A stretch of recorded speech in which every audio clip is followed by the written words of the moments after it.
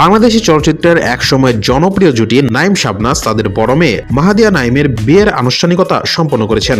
সম্প্রতি খবরটি সংবাদ মাধ্যমে এই তারকা জুটি নিশ্চিত করলেও তাদের কন্যার বিয়ে হয় গত বছরের 24 ডিসেম্বর।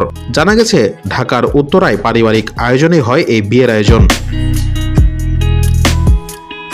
পাত্রের নাম ইহসান মনসুর চৌধুরী। মাহাদিয়া ও ইহসানের মধ্যে আগে থেকেই প্রেমের সম্পর্ক ছিল। ইহসান মনসুর চৌধুরী সপরিবার সিডনিতে বসবাস করেন। মাহাদিয়া নাইম কানাডার একটি বিশ্ববিদ্যালয় থেকে বিজনেস ম্যানেজমেন্টে স্নাতক শেষ করেছেন। বর্তমানে উচ্চশিক্ষার জন্য অস্ট্রেলিয়ার সিডনিতে অবস্থান করছেন। সেখানে যাওয়ার আগেই তার বিয়ের আনুষ্ঠানিকতা সম্পন্ন হয়।